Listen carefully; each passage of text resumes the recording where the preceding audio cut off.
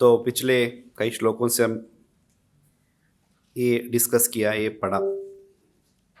पढ़ा कि वेद व्यास जी ऋषियों ने सूत गोस्वामी से प्रश्न पूछा था कि वेद व्यास जी को श्रीमद् भागवत का लिखने का जो स्फूर्ति है, इंस्पिरेशन है, कैसे मिली। उन्होंने श्रीमद् भागवतम लिखने का उनका कारण क्या रहा, तो उस कारण का इस अध्याय में उसका बारे में बताए जा रहे हैं। तो इस श्लोक में बताया कि एवं प्रवृत्तस्य सदा भूतानां श्रेयसी द्विजा। सो द्विजाम, द्विजाम मतलब यहाँ पे हे द्विज ब्राह्मणों, यद्यपि वे समस्त लोगों के समग्र कल्याण कार्य में लगे रहे तो भी उनका मन भरा नहीं। तो यहाँ पे ये द्विज ब्राह्मणों किसको बता रहे, कौन बता रहे, ये श्लोक का कौन बोल रहे हैं? सुखदेव गोस्वामी बोल रहे हैं। बोलिए। सूत गोस्वामी। और किसको बोल रहे हैं? शौनकादि ऋषियों को। थोड़ा सा हम ध्यान रखना होगा कि हम क्या विषय के बारे में चर्चा कर रहे हैं, पिछले क्लास में क्या हुआ, पिछले श्लोका में क्या रहा। तो यदि आप उसको थोड़ा सा याद रखेंगे तो आपको आगे समझना बहुत आसान होंगे। ये क्लास सुन लिया, बाहर जाके हम भूल गए, ठीक है, ये एक इंसान प्रवृत्ति है, ह्यूमन डिफेक्ट है कि हम लोग बहुत कुछ याद नहीं रख पाते हैं। बट यदि हमें श्रीमद् भागवतम को सही तरीके से समझना है तो हमें याद रखना पड़ेगा पिछले श्लोक में क्या था, उस श्लोक का मतलब क्या है। तो वो बोलते हैं ना थ्रेड, उसका जो कड़ी है, एक श्लोका से दूसरा श्लोका का जो बीच का जो संबंध है, उसका जो कड़ी है, यदि उसको हम याद रख पाएँ फिर तो आप श्रीमद् भागवतम को बहुत अच्छे से रिलीज कर पाएंगे। तो कोशिश करिएगा कि श्लोका, अब आजकल तो क्या मोबाइल में सब कुछ अवेलेबल है, तो आपको कोई एप्लीकेशन डाउनलोड करके रख सकते हैं या श्रीमद् भागवतम को आप किताब लेके रख सकते हैं, पिछले श्लोक क्लास में क्या सुना था, तो थोड़ा सा इस श्लोका में उसका संबंध क्या है, इसका बारे में थोड़ा हम खोजेंगे, अपने आप को होमवर्क करेंगे। स्कूल में होमवर्क कराते थे ना, तो प्रभु जी इतना उम्र हो गया, अब होमवर्क करने के लिए बोल रहे हो आप, स्कूल में ही परेशान थे होमवर्क करने के लिए। यदि आध्यात्मिक जीवन में हम आगे इसी का बारे में आज चर्चा करने वाले हैं कि आध्यात्मिक जीवन में गुरु और शिष्य का गुण क्या होना चाहिए, सिर्फ शिष्य का नहीं, गुरु का भी क्या गुण होना चाहिए और गुरु का साथ साथ शिष्य का भी क्या गुण होना चाहिए। तो ये होमवर्क बहुत जरूरी है। स्वाध्याय, इसको कहते हैं स्वाध्याय, सेल्फ स्टडी। हर कुछ दूसरों से स्पून फीडिंग नहीं हो सकते हैं, अपने आप को अभी हम स्पिरिचुअल लाइफ में स्ट्रांग करना है तो हमें क्लास में क्या सुना था, श्लोका क्या है, थोड़ा इसको आप कंटेम्पलेट करना कोशिश करिए।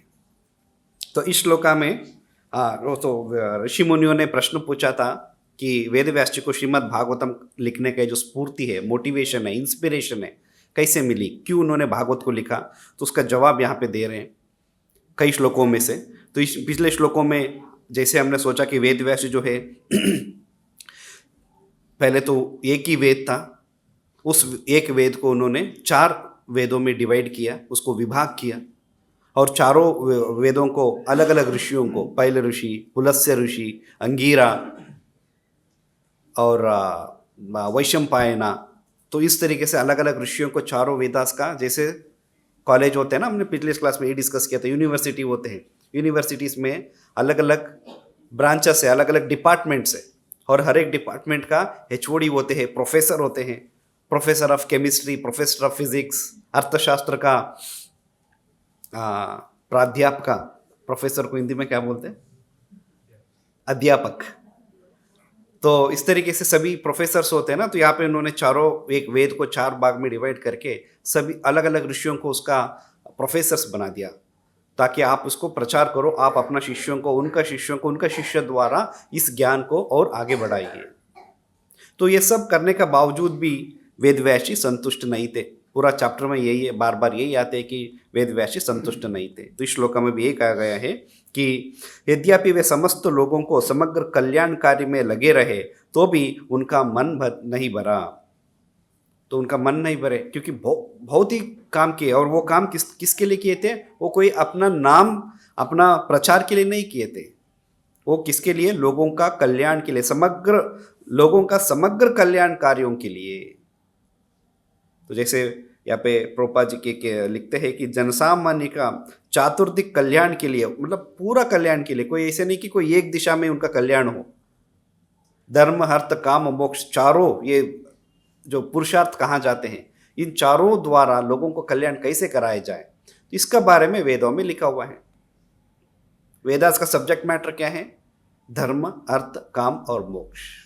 आप धर्म का पालन करो, धर्म का पालन करने से क्या होगा? अर्थ मिलेगा। अर्थ मतलब पैसे। पिछले हफ्ते लक्ष्मी जी का पूजा किए हमने दिवाली में, किसके लिए पूजा किए? पैसे आ जाए तो पैसे, लक्ष्मी जी का पूजा। तो यहाँ पे वेदास में जो लिखा है धर्म, यही जैसे दिवाली भी एक ऐसे धर्मकारी है, देव देवता का पूजा करना है, तो उससे क्या मिलते हैं? अर्थ मिलते हैं। फिर अर्थ से क्या होगा? काम। मतलब जब पैसे आते हैं तो हम क्या करते हैं? तो जाके परचेस करते हैं, शॉपिंग करते हैं, नया घर लेते हैं, कोई नया गाड़ी लेंगे, कपड़े लेंगे, तो हम एंजॉय करते हैं उसको, काम, एंजॉयमेंट। फिर जब आदमी को काम करने का बाद में, काम मतलब वो संतुष्टि, एंजॉय करने का बाद में एक स्टेज आएगा कि बहुत हो गया, अब नहीं चाहिए मुझे, तो तब वो मोक्ष के बारे में सोचेंगे। तो ये है 4 पुरुषार्थ जो वेदों में, वेद का प्रिंसिपल सब्जेक्ट मैटर है, धर्म अर्थ काम और मोक्ष।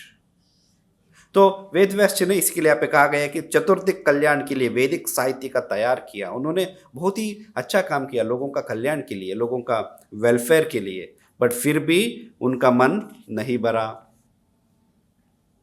फिर नेक्स्ट श्लोक में बताए जाते हैं कि जब इस प्रकार वो जब असंतुष्ट रहते हुए उन्होंने सोचने लगा, अपने आप को कंटेम्पलेट करने लगा। जैसे हमने कहा कि क्लास का शुरुआत में यदि हमें श्रीमद् भागवतम का ये जो पूरा संदेश है, ये जो नॉलेज है, इसको प्रॉपरली समझना है तो क्या करना है? हमें थोड़ा सा अपने आप को होमवर्क करना है। होमवर्क क्या करना है?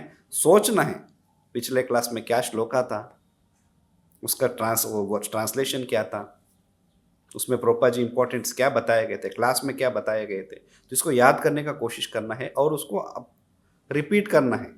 याद करने का मतलब ये है कि जब फ्री समय है उसका बारे में सोचना है। ऐसे यहाँ पे खुद वेद व्यास जी भी यही कर रहे हैं। क्या कर रहे हैं? उन्होंने तुरंत विचार करना प्रारंभ कर दिया, कंटेम्पलेशन शुरू कर दिया, क्योंकि वो सभी धर्मों का सार को जानते थे और उन्होंने अपने मन में सोचने लगा कि क्यों मैं संतुष्ट नहीं हूं। आगे आने वाले श्लोका में उसका उत्तर भी आते हैं, संतुष्ट क्यों नहीं है। तो इन दोनों श्लोका में वेद व्यास जी का जो विवश है, वेद व्यास जी का अंदर का जो असंतुष्टि है, उसको बहुत अच्छे से डिस्क्राइब किया गया है। तो यहाँ पे वेद व्यास जी का एक बहुत अच्छा गुण है। जैसे इस अध्याय का नाम क्या है, इसका टाइटल क्या है? व्यासदेव, जोर से। नारद मुनि का प्राकट्य इस अध्याय का टाइटल है, नाम है। श्रीमद् भागवतम का पहले स्कंद का टाइटल क्या है? ये तो चौथा अध्याय हो गया। पहले स्कंद का नाम क्या है? सृष्टि, क्रिएशन, सृष्टि है। तो सृष्टि इस स्कंद का नाम है। उसमें चौथा अध्याय है श्री नारद का प्राकट्य। तो जब ऐसे वेद व्यास जी का जो विवश थे, वो जब वो असंतुष्ट थे, तो उनका मन का वो जो शंका है, उनका जो असंतुष्टि है, उसको दूर करने के लिए नारद मुनि वहाँ प्रकट होते हैं। तो नारद मुनि प्रकट होते, क्यों नारद मुनि क्यों प्रकट हुए? क्योंकि नारद मुनि जो है उनका गुरु महाराज थे। अब शिष्य जब कोई संदेह में है तो गुरु आके उनका संदेह को दूर करना और को एनलाइटन करना, उनको सही दिशा में उनको गाइड करने का काम गुरु का होते हैं। तो इसके लिए नारद मुनि वहाँ प्रकट होते हैं। तो ऐसे देखा जाए तो यहाँ पे जैसे होते हैं ना कि प्रभु जी ने, हमें कुछ डाउट था तो हमने प्रभु जी के पास जाके पूछ लिया, या हमने प्रोपाद से कैसे पूछा, प्रोपाद की किताब पढ़ रहे थे तो प्रोपाद ने हमें हमारा सवालों का जवाब दिए। तो क्या इधर वेद व्यास जी भी हमारा जैसे हैं, जिनको अपना गुरु महाराज आके उनको दिशा दिखाना पड़ा, उनको गाइडेंस देना पड़ा? ऐसे देखा जाए तो वेद व्यास जी पिछले इतना अच्छे काम किए, चारों वेदास लिखे हैं इन्होंने, उपनिषद लिखे हैं, पुराणास लिखे हैं, बहुत ही बड़ा कल्याणकारी किया उन्होंने। और उसके साथ उनका बहुत सारा ऑलरेडी शिष्य थे, उनको वो टीचिंग भी देते थे, उनको सिखाते थे, उनका खुद का गुरुकुल थे। तो इसका बावजूद भी क्या अपना उनको गुरु नारद मुनि से उनको सीखने की जरूरत थे? एक एक स्पिरिचुअल एटिकेट है। स्पिरिचुअल एटिकेट है, आप कितना भी महान हो सकते हैं बट आपका गुरु का सामने हमेशा मूर्ख बन के रहना है। ये किसने बोला है ये स्टेटमेंट? चैतन्य महाप्रभु कहते हैं चैतन्य चरितामृता में कि गुरु का सामने हमेशा मूर्ख बन के रहना है। कितना भी ज्ञानी हो, कितना भी महान विद्वान हो, यहाँ पे वेदव्यास जी साक्षात भगवान, पिछले अध्याय में कहा गया था कि वेदव्यास जी कौन थे? वेदव्यास जी साक्षात भगवान का अवतार है।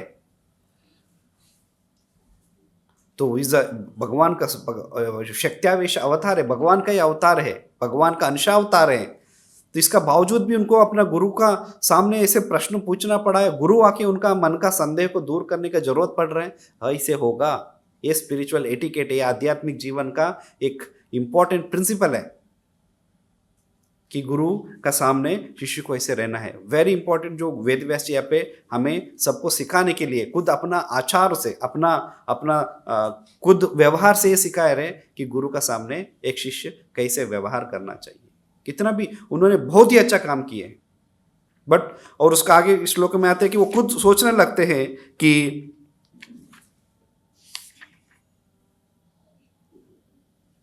खुद वेदव्यास जी सोच रहे हैं कि हो सकता है कि मैंने भगवान की भक्ति के विशेष रूप से कोई संकेत ना किया हो जो सिद्ध जीव तथा अच्युत भगवान दोनों को प्रिय है। तो खुद वेदव्यास जी को भी समझ में आ रहा है कि उनको मन में असंतुष्टि क्यों है। वो खुद इज ऑल्सो, खुद अब यहाँ पे इसमें बताया जा रहा है कि हो सकता है मैंने भगवान का भक्ति के विशेष रूप से कोई संकेत ना किया हो। तो उनको भी रीजन पता था बट फिर भी एक गुरु आके उनका शिष्य को उनका जो मन का संदेह है वो दूर करना बहुत जरूरी है। तो जब नारद मुनि आते हैं तो अपने आप को पूरा सरेंडर करते हैं, शरणागत करके फिर उनसे प्रश्न पूछते हैं कि मेरा मन में ये संदेह क्यों है, मैं असंतुष्ट क्यों हूं। तो भगवत गीता में भगवान 4 अध्याय में कहते हैं कि एक शिष्य जो है गुरु का सामने क्या करना चाहिए। गुरु से यदि हमें कुछ प्रश्न पूछना हो या गुरु से हमें कुछ जानकारी लेना हो तो क्या करना चाहिए? तो भगवान कहते हैं तद्विधि प्रणिपातेन परिप्रश्नेन सेवया। 3 चीजें करना है शिष्य को गुरु का सामने, गुरु का उनका सम्मुख 3 चीजें करना है। प्रणिपात का मतलब प्रणाम या अपने आप को शरणागत करना, अपने आप को सरेंडर करना। देन परिप्रश्न, देन उनसे प्रश्न पूछना है। फिर उसका बाद में सेवया, उस प्रश्न का वो जो सवाल का जवाब को यदि सही तरीके से समझना है तो सिर्फ प्रश्न पूछने से नहीं होते हैं, उनको सेवा करना होता है। तो परिपात, परिप्रश्न और सेवा 3 चीजें बहुत जरूरी है। यदि हम किसी का पास जाके, यदि हम किसी को नीचे दिखाने के लिए या अपना पांडित्य दिखाने के लिए किसी से प्रश्न पूछते हैं तो हम सही तरीके से उस प्रश्न का उत्तर को नहीं समझ पाएंगे। आर्ग्यूमेंट मूड पे मुझे जीतना है, उनको नीचे दिखाना, उनको हराना है, जैसे डिबेटिंग होते हैं ना, कई बार वाद विवाद होते हैं तो लोग वाद विवाद का समय पे यही तो सोच के जाते हैं कि अपना पांडित्य को दिखाना है, मेरा सुपीरियरिटी को दिखाना है दूसरों के सामने। तो गुरु का सामने यदि इस मूड पे हम जाएंगे तो गुरु का, उनका जो आध्यात्मिक शक्ति का लाभ हम पूरी तरीके से नहीं उठा पाएंगे।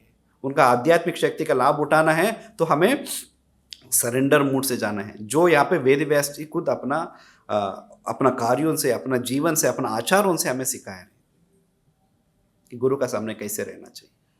और परिप्रश्न, प्रश्न पूछना है, या फिर ऋषि मुनियों सूत गोस्वामी से यही तो कर रहे हैं, सिर्फ प्रश्न पूछ रहे हैं और सूत गोस्वामी जवाब दे रहे हैं। भागवतम पूरा ऐसे प्रश्नोत्तरी है। परीक्षित महाराज ने प्रश्न पूछा सुखदेव गोस्वामी से और सुखदेव गोस्वामी उनका जवाब दे रहे, और ऋषि मुनिया शौनकादि ऋषि सूत गोस्वामी से प्रश्न पूछ रहे हैं और सूत गोस्वामी जवाब दे रहे हैं। विदुर मैत्रेय से प्रश्न पूछ रहे हैं और मैत्रेय मुनिया पे जवाब दे रहे हैं। तो पूरा श्रीमद् भागवतम जो इसे प्रश्नोत्तरी है, क्वेश्चन एंड आंसर्स, इसका द्वारा हमें सिखाया जा रहा है कि गुरु का सामने हमें हमारा जो भी संदेह है, हमारा जो भी डाउट्स है उसको पूछना है और गुरु से जवाब देना है। और जवाब लेने का मेंटालिटी क्या है? परिप्रश्न और सेवया। तो सेवा करने का 2 विधि है। तो कैसे है? एक तो सेवा है पर्सनल सेवा, जो भी गुरु जी सेवा बोलते हैं, मंदिर में जो सेवा दिया गया वो सेवा करना। दूसरा सेवा है भागवत सेवा, भागवतम को पढ़ना ये भी सेवा है,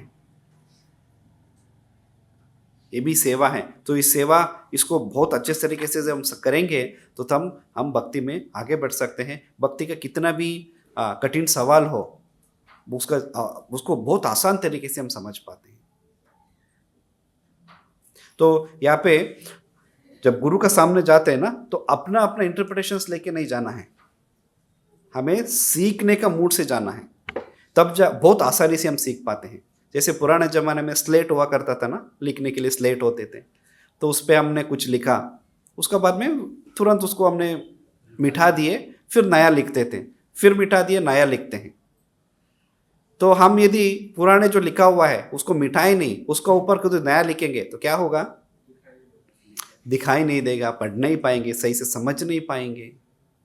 तो हम अपने आप को आध्यात्मिक जीवन में यदि उन्नति होना है तो हमें जो मेंटल स्पेकुलेशन है, अपना अपना जो कंसेप्शंस है उसको दूर रखना है।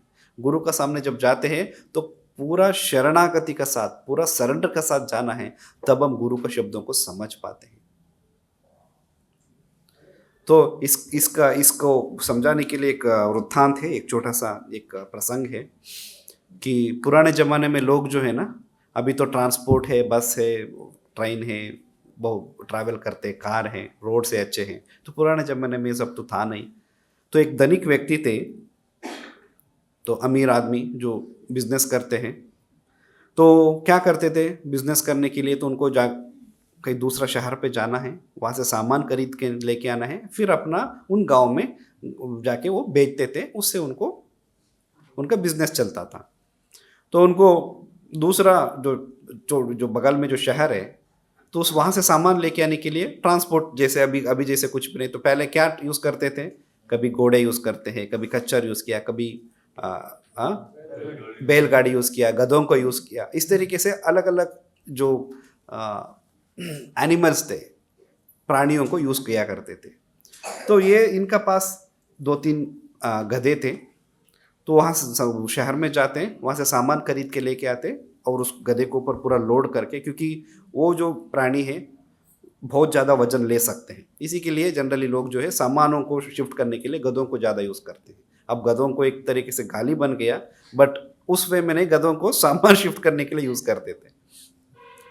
तो फिर सामान लेके आते वक्त एक दिन बहुत ज़्यादा सामान थे, तो गधों को तो बहुत परेशान हो रहा था कि आज तो बहुत ज़्यादा सामान डाल दिया, वजन बहुत ज़्यादा है। तो उनको उनका गांव पहुंचने का बीच में एक छोटा सा एक नहर था, पानी का वाटर स्ट्रीम, नदी का छोटा सा कोई हिस्सा होते हैं ना, नहर होते हैं जो पानी निकलते, तो उसको क्रॉस करके जाना होते थे, ब्रिज था नहीं, तो उस अंदर से उतर के फिर उसको क्रॉस करके जाना पड़ता था। तो बरसात का मौसम में उसमें पानी ज़्यादा बढ़ जाते थे, थोड़ा परेशानी ज़्यादा होते ले जाने के लिए। तो बरसात का मौसम थे, तो उन्होंने बहुत सारा नमकों का कट्टे उसमें भर दिए और क्रॉस कर रहे थे।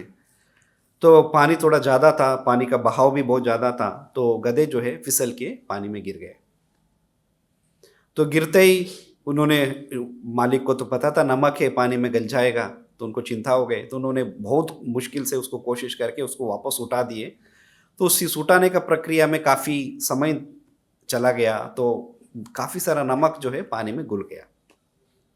तो जैसे पानी से बाहर आए तो गधे को फील होने लगा कि अरे मैं पानी में गिर गया, उठ के आते ही वजन बहुत कम हो गया, पानी तो बहुत वजन कम हो गया। तो इसने सोचा कि यदि मुझे जब भी सामान बहुत भारी लगता हो तो पानी में गिरने से वजन कम हो जाएगा। तो अगले हफ्ते तो वापस कुछ और कुछ सामान लेके आए, तो वापस गधे गिर गए। तो उस टाइम पे पानी का बहाव भी ज़्यादा नहीं था, पानी का लेवल भी बहुत कम थे, पानी बहुत कम थे, फिर भी गिर गया। तो उसने सोचा ठीक है कोई बात नहीं, उठा दिया, फिर वापस ले गया। तीसरा हफ्ता, चौथा हफ्ता, हर हफ्ते ऐसे होने लगे। तो उनको बहुत नुकसान होने लगा अपना बिजनेस में कि ये कैसे, मतलब मैं क्या करूं, हर बार मेरा गधे पानी में क्यों गिरते हैं, रास्ते में तो कभी गिरा नहीं और पहले भी कभी गिरा नहीं। तो उन्होंने सोचा कुछ कोई चोट लगा हो, कुछ उनको परेशानी हो, सब ट्रीटमेंट कराया, दवाई दिया, जड़ी बूटियाँ दिया, कुछ कोई फ़र्क नहीं है। तो इन्होंने सोचा कि क्या करूं मैं, हर बार मुझे बहुत नुकसान हो रहे हैं।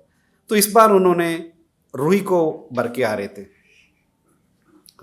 कट्टों में रुई भर के, रुई खरीदा उन्होंने, तो वो लेके आ रहे थे। तो सेम गधे पानी में आते उसको लगा कि अब उसको आदत बन गया था, वजन हो या नहीं हो आदत बन गया, पानी में गिर गया।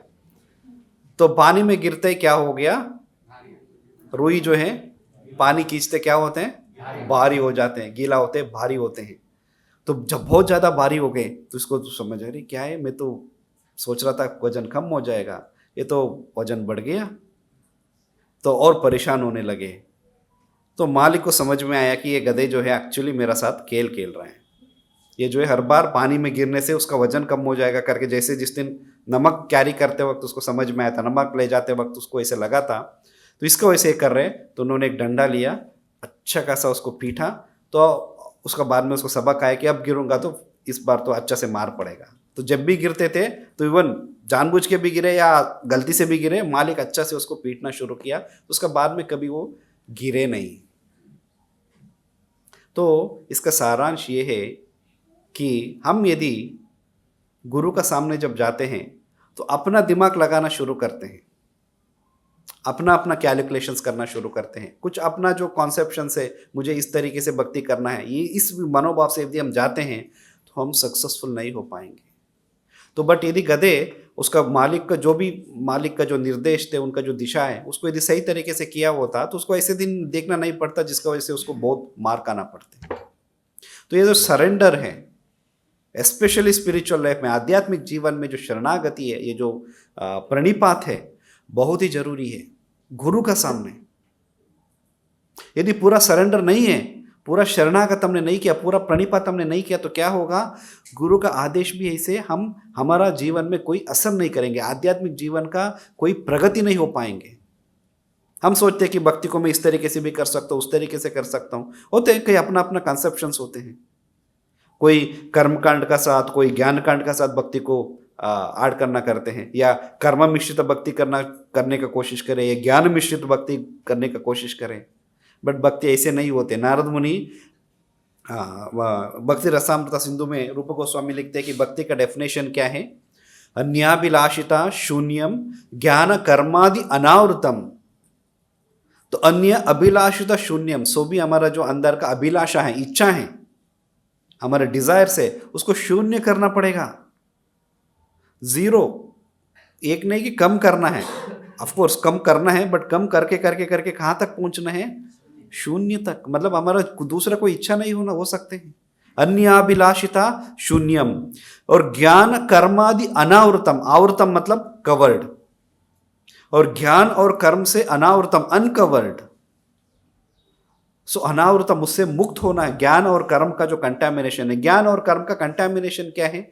सो बहुत सारे लोग कहते हैं कि कर्म करो और कर्म का जो भी फल आया उसको एंजॉय करो, और कुछ लोग बोलते हैं कि जो भी कर्म है भगवान ने दिया है ना, गलत काम भी तो होगा तो बट कर्म ही कर रहे हैं हम तो इसको बोलते हैं कर्म मीमांसा। और कर्म मीमांसा ये कहते हैं कि तुम्हें भगवान के ऊपर कोई डिपेंड होने का जरूरत नहीं, अपना काम करो, जो फल आया उसको फल को एंजॉय करो, बस काफी है।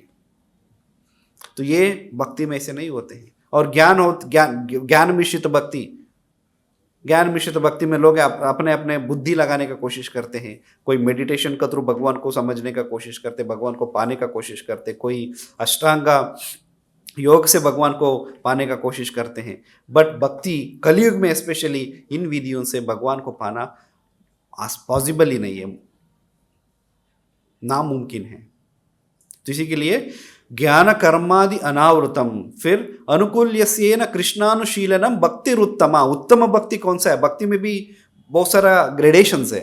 तो उत्तम भक्ति ये है कि अपना सभी इच्छाओं को शून्य करना है, सिर्फ इच्छा एक ही होना चाहिए। क्या होना चाहिए, भगवान का भक्त बनना, अनन्य भक्ति करना, यही हमारा अभिलाषा होना चाहिए। फिर ज्ञान और कर्म से मुक्त होकर, और भक्ति अनुकूल्यस्येन शीलानुभक्त अनुकूलस्य कृष्णानुशीलनम, भक्ति को अनुकूल भक्ति का मतलब क्या है, क्या इसका मतलब प्रतिकूल भक्ति भी कुछ है, तभी तो अनुकूल भक्ति के बारे में बता रहे हैं। तो प्रतिकूल भक्ति भी है, क्या है। कृष्ण बुक में प्रभुपाद जी पहले अध्याय में लिखते हैं कि जब कंस जो है, उनको पता चलता है कि उनका जो बहन का 7वां जो बच्चा है, उस बच्चे से उनका मृत्यु होने वाला है। और उनको बहुत सारा इस तरीके से लक्षण दिखने लगते हैं कि कृष्ण जन्म लिए हैं, तो हमेशा 24 घंटे भगवान का बारे में सोच रहे हैं, खाते वक्त भगवान का बारे में सोच रहे हैं, नींद में उनका सपने में कृष्ण भगवान आ रहे हैं, उनको लगता है कि अब आएगा, अब आके मुझे मारेगा। तो वो भी 24 घंटे भगवान के बारे में हमसे ज्यादा भगवान के बारे में कंस सोच रहे थे। तो बट वो भक्ति अनुकूल भक्ति नहीं है, वो प्रतिकूल भक्ति है। बट हमें कौन सा भक्ति करना है? अनुकूल भक्ति। अनुकूलस्य कृष्णानुशीलनम भक्तिरुत्तमा, ये जो भक्ति को उत्तम भक्ति कहा जाते हैं। यदि उत्तम भक्ति करना है तो भगवान को हमें फेवरेबली, अनुकूल तरीके से भगवान का प्रार्थना करना है। तो भक्ति कैनॉट बी एक सेकेंडरी एक्टिविटी नहीं हो सकते। हमारा लाइफ का एक इम्पोर्टेंट एक्टिविटी, हमारा लाइफ का मुख्य कार्य भक्ति होना चाहिए।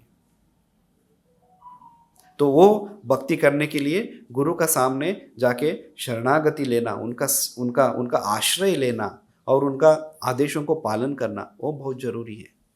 जैसे आप में से जो बहुत सारे लोग गृहस्थी हैं, अपना जिम्मेदारी है, तो इसका बीच में इस तरीके से कैसे करें? बहुत ही आसान है।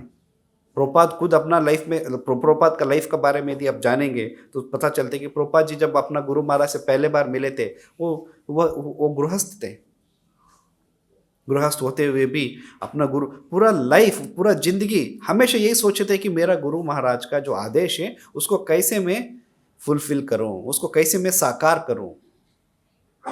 हमेशा यही सोचते रहते थे कि गुरु महाराज, उनका आदेश है कि मुझे पाश्चात्य देशों में जाना है, इस कृष्ण भक्ति का प्रचार करना है, और कृष्ण भगवद गीता, श्रीमद् भागवत जैसे जो ग्रंथ है, इनको अनुवाद करके और लोगों में जितना हो सकते उतना बांटना है। भगवत विचार का बारे में लिखना है और उसको प्रिंट करा के मैगजीन्स का रूप में, किताबों का रूप में लोगों तक पहुंचाना है। तो ये हमेशा सोचते रहे। उसका अपना गृहस्थ सभी कार्यों को करने का साथ साथ भगवान का, अपना गुरु महाराज का आदेशों के बारे में हमेशा सोचते रहते थे। जो पद्म पुराण में गुरु का लक्षण क्या होना चाहिए, गुरु कौन हो सकते हैं, जैसे हमने कहा कि गुरु और शिष्य के बारे में हमने डिस्कस कर रहे हैं। तो गुरु और शिष्य का उनका क्वालिफिकेशंस क्या है, तो इसके बारे में पद्म पुराण, गुरु का क्वालिफिकेशंस के बारे में पद्म पुराण कहते हैं कि श्रेष्ठो ब्रह्मणो वै गुरुर्नमम सर्वेषाम एव लोकानाम असो पूज्यो यथा हरिः महाकुलो प्रसूतो अपिश्चर्या यज्ञेषु दीक्षिता सहस्र शाखाधै चान गुरु स्यात् अवैष्णवः। तो पद्म पुराण कहते हैं गुरु का क्या गुण होना चाहिए, गुरु का क्वालिफिकेशंस क्या है। तो गुरु का क्वालिफिकेशन है वो महाभागवत होना चाहिए। महाभागवत श्रेष्ठ हो, सभी भक्तों में से सबसे श्रेष्ठ भक्त है महाभागवत, भगवान के एक अनन्य भक्त होना चाहिए। देन ब्राह्मणो वै गुरुर्ननम, वो जनरली ब्राह्मण जो है, दूसरा जो वर्ण है उनके लिए गुरु होते हैं, बट एक महाभागवत जो है वो ब्राह्मणों के लिए भी गुरु है। सभी वर्णों के लिए वो गुरु है, वो सभी वर्णों के लिए, सभी वर्णों में से वो श्रेष्ठ व्यक्ति होना चाहिए। सो देन लोकानाम अस्य पूजो, क्योंकि पूरा लोक जो है उनको पूजा करना चाहिए, उस लायक व्यक्ति होना चाहिए। तो हम रोजाना जो हम मॉर्निंग प्रेयर्स में हम लोग गाते हैं कि साक्षात हरित्वेन समस्त शास्त्रे, तो साक्षात हरि है। एक शिष्य के लिए गुरु जो है हरि से भी बढ़कर है, तो उनका पूजा अर्चना होना चाहिए। तो गुरु जो है इन सब लक्षण वाला व्यक्ति होना चाहिए। तो फिर आगे इसका बारे में लिखते हैं, महाकुलो प्रशांतो अपिश्चर्या, यदि कोई व्यक्ति दूसरा जगह में, दूसरा कोई व्यक्ति है, कोई महाकुल में जन्म लिए होंगे, देन और पूरा सभी यज्ञ आदि किए होंगे, बहुत सारे पुण्य काम किए होंगे और सभी वेद शास्त्रों को पढ़े लिखे होंगे, इसका बावजूद भी यदि वो कोई वैष्णव नहीं है तो वो गुरु नहीं बन सकते हैं।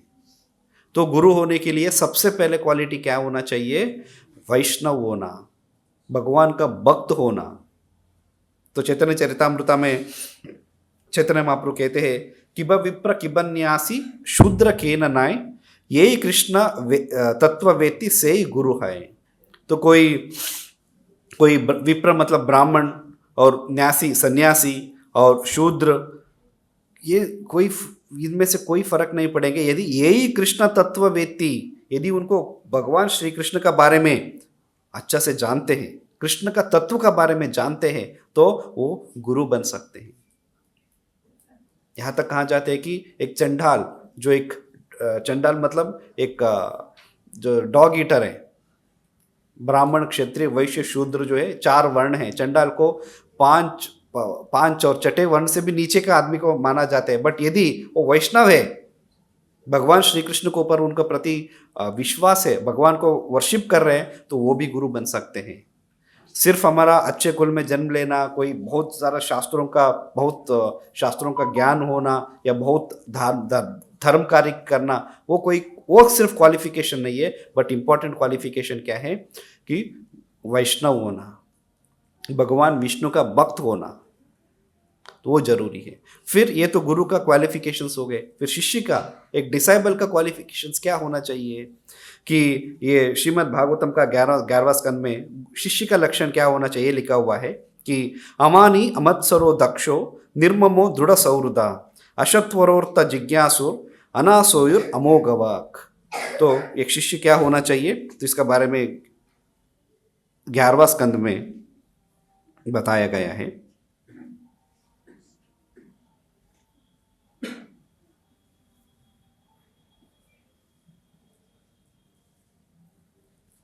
तो अमानी तो मतलब उनका अंदर कोई ईगो नहीं होना चाहिए, फॉल्स ईगो नहीं होना चाहिए। मैं बहुत विद्वान हूँ, मैं बहुत उच्च कुल में जन्म लिया हूँ, इस तरीके से मनोभाव शिष्य के अंदर नहीं होना चाहिए। देन अमत्सरो, तो उनको अंदर अपने आप को बहुत बड़ा समझना। मत्सर मतलब क्या होते हैं?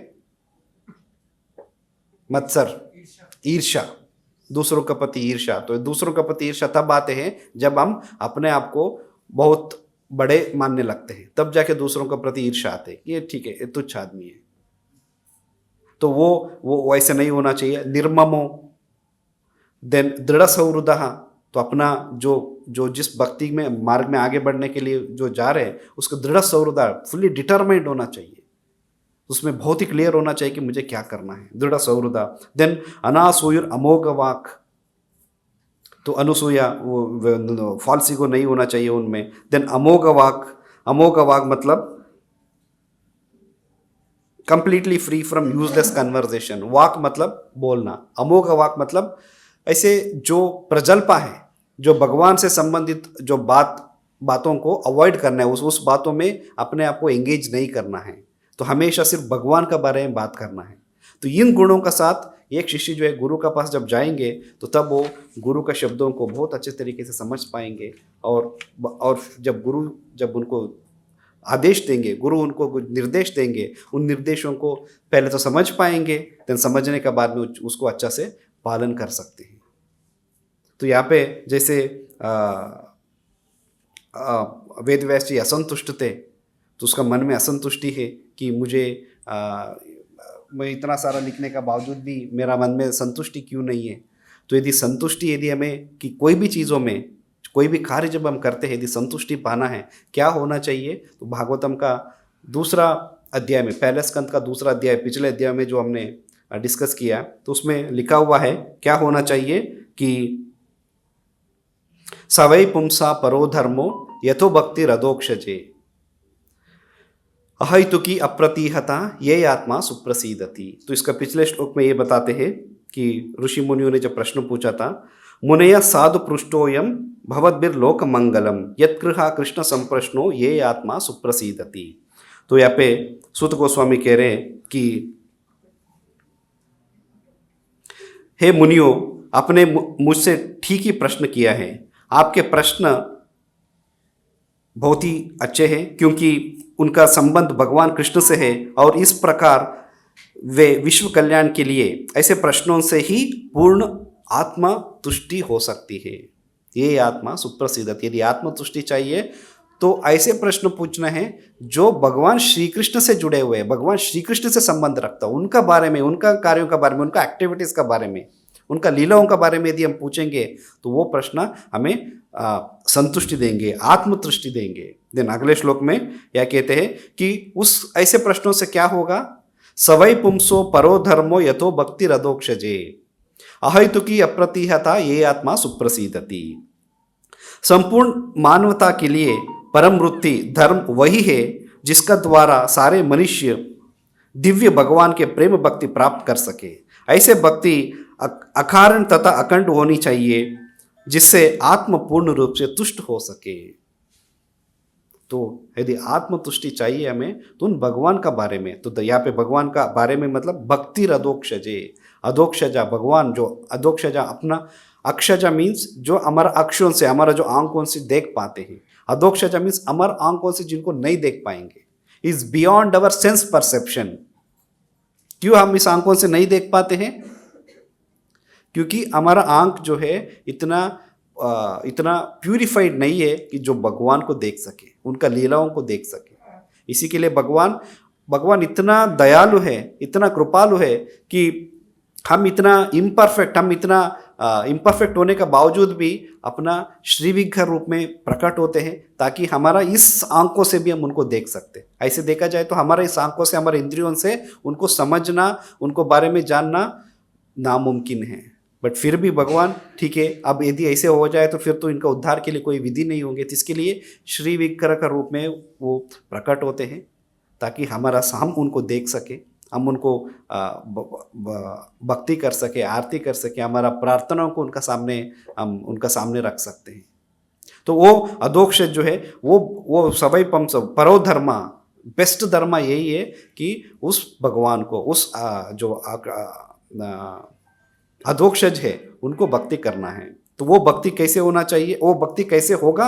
अहैतुकी अप्रतिहता, अहैतुकी उसके लिए कोई कारण नहीं होना। भक्ति, जब आप भक्ति में आगे बढ़ेंगे, स्पिरिचुअल लाइफ में आगे बढ़ेंगे तो भगवान का प्रति जो आसक्ति है अपने आप आएंगे। अभी कुछ चीज़ें हमें फोर्सफुली करना पड़ते हैं ना, चैंटिंग करना, रीडिंग करना, फास्टिंग करना, तो ये कोई हमें अच्छा नहीं लगते हैं। बट यदि हम भक्ति में आगे बढ़ेंगे, इस परो भक्ति बहुत अच्छे से प्रैक्टिस करेंगे तो ये जो वे अहैतुकी और अप्रतिहता, इसके लिए कोई कारण नहीं होना चाहिए। और अप्रतिहता मतलब कोई रुकावट नहीं आएगा, वो भक्ति हम बहुत अच्छे से कर पाएंगे। अभी कैसे कभी माला बहुत अच्छे से हो रहा है, कभी डाउन नीचे आ गया, कभी रीडिंग बहुत अच्छे से हो रहा है, कभी कॉन्शियसनेस नीचे आ गया तो रीडिंग नहीं हो रहा है। तो ये जो ऊपर नीचे चलते हैं ना, तो बट भक्ति का वो सिम्टम वो है कि अहैतुकी अप्रतिहता, वो लगातार एक ही स्पीड में, एक ही फोर्स में चलेंगे। और ये आत्मा सुप्रसीदति, तो वो जब आप भक्ति करेंगे तब हमारा जो है मन आत्मा दोनों संतुष्ट हो जाएंगे। तो आगे नारद मुनि जब वेदव्यास जी का आश्रम में, बद्रिक आश्रम में जो सरस्वती नदी का तट पर स्थित है, तो वहाँ पे जब प्रकट होते हैं तो उनको यही चीज़ बताते हैं कि आपने इतना सारे ग्रंथ लिखे हैं, बहुत अच्छे काम किए लोगों का कल्याण के लिए, बट इससे लोगों का जो कल्याण है, एक्चुअली कल्याण का मतलब क्या है? इस भौतिक जगत से मुक्त होकर भगवत धाम वापस जाना है। तो भगवत धाम जाने के लिए उनको बहुत समय लग जाएगा इन चीज़ों से। इसी के लिए आप वो तरीका बताइए जो सीधे उस विधि को पालन करने से लोग जो है इस भौतिक जगत से मुक्त होकर भगवत धाम वापस जा सके। तो वो तरीका बताएंगे तो तब जाके आपका अंदर संतुष्टि आएंगे। तो वही है परोधर्मा, जिनको भगवान अधोक्षज के लिए हमें भक्ति करना है। तो यदि किसी का कुछ प्रश्न हो। हम लोग एक तुलसी महारानी के प्रणाम मंत्र बोलते हैं, लेकिन मंत्र में कृष्ण भक्ति पदे देवी सरस्वती मतलब जो भी है, लेकिन अपन लोग बोलते हैं तो विष्णु भक्ति पदे देवी। माता जी दोनों लिखा हुआ है शास्त्रों में, विष्णु भक्ति प्रदे देवी, कृष्ण भक्ति प्रदे देवी। क्यों ऐसे लिखा हुआ है कि कुछ माता जी का प्रश्न ये है कि तुलसी महारानी का जो प्रणाम मंत्र है उसमें रुंधाये तुलसी देव्याये प्रियाये केशवस्य च विष्णु भक्ति प्रते देवी सत्यवती नमो नमः। तो कई जगह में विष्णु भक्ति लिखा हुआ है, कई जगह में कृष्ण भक्ति लिखा हुआ है।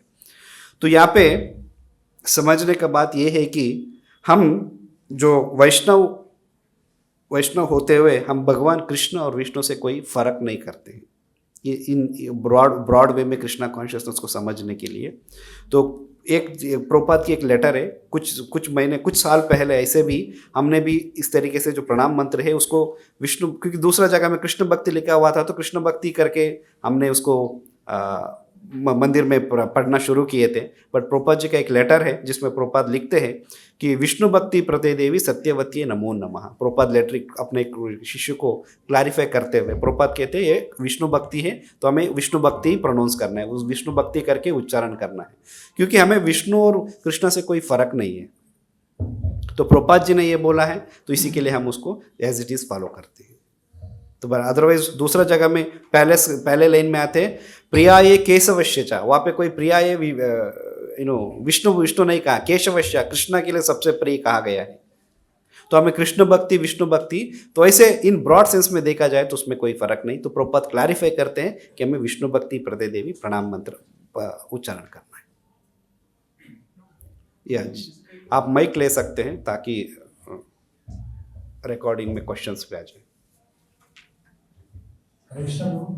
तो कई लोग ऐसे होते हैं कि गुरु धारण करना नहीं चाहते, तो गुरु को धारण करना नहीं चाहते वो तो कहते हैं हम तो हमारे हिसाब से भक्ति कर रहे हैं, तो उनकी क्या गति होगी?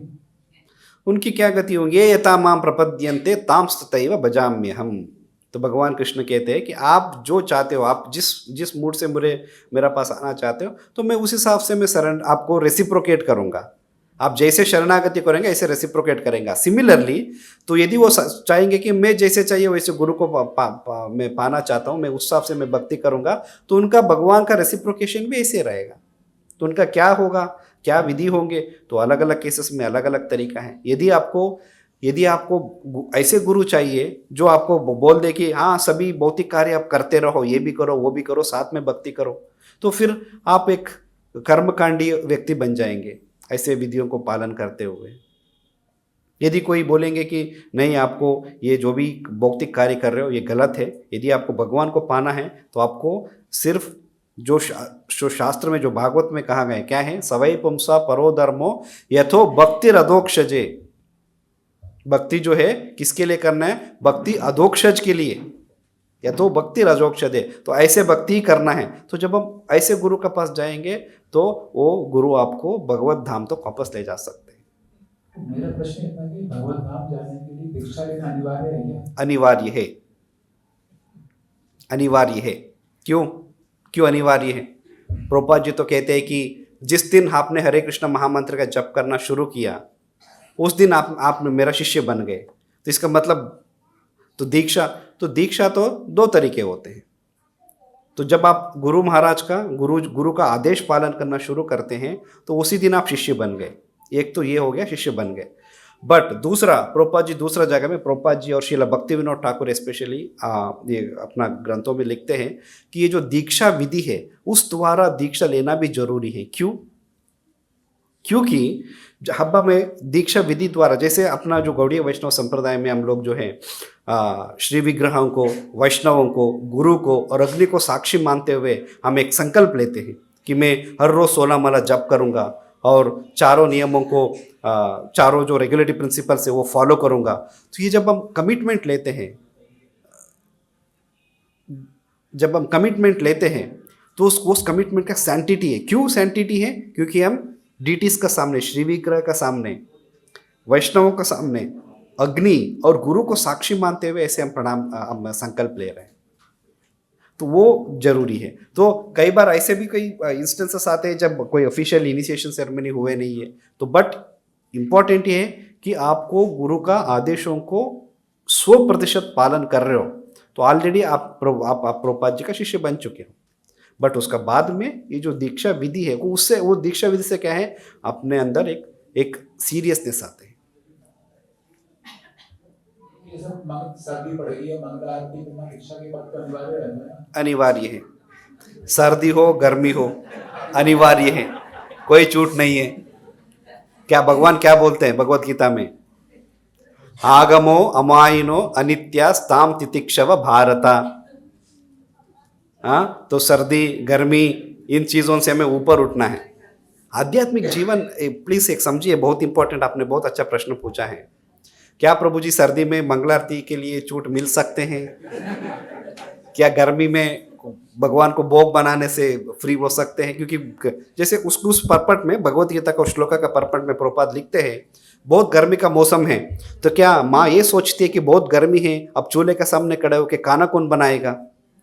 ये नहीं सोचते हैं। और सर्दी है, अरे सर्दी में कौन नहाएगा, और सर्दी में बाहर जाके कौन काम करेगा, ये नहीं सोचते हम तो, क्योंकि हम एक तरीके से मजबूर हैं, हमें कोई दूसरा ऑप्शन नहीं है। ऐसे ही आध्यात्मिक जीवन में भी दूसरा कोई ऑप्शन नहीं है।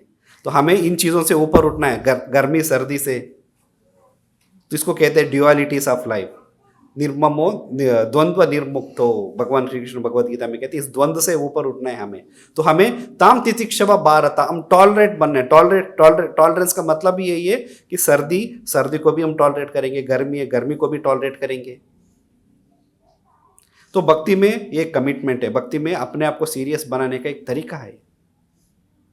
तो अदरवाइज क्या होंगे, हमारा शरीर के लिए जो अच्छा लगते हैं तो वही करेंगे, फास्टिंग हम नहीं करेंगे। ऑफ कोर्स प्रभुपाद जी ने तो सब नियमों को इतना सरल तरीके से दिया गया है। एकादशी का दिन हम फास्ट नहीं कर सकते हैं तो कोई बात नहीं, आप लोग रथ का प्रसाद ले लीजिएगा, साबूदाना है, वराई है, सब्जी है, रोटी, इतना वेराइटीज़, उसमें भी इतना वेराइटीज़ ऑफ आइटम्स है।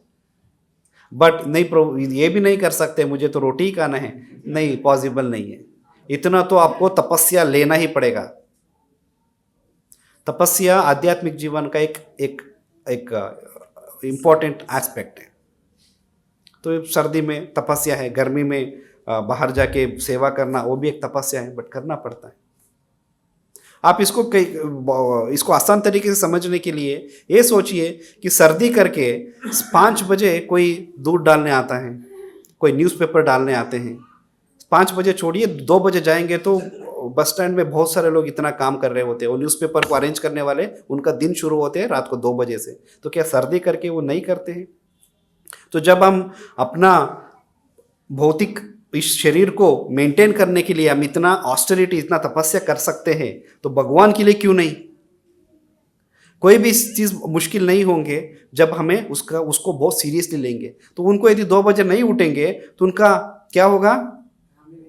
काम नहीं होगा। तो उनका भरण पोषण कैसे होगा, मेंटेनेंस कैसे होगा, बॉडी मेंटेनेंस कैसे करेंगे, परिवार को कैसे मैनेज करेंगे?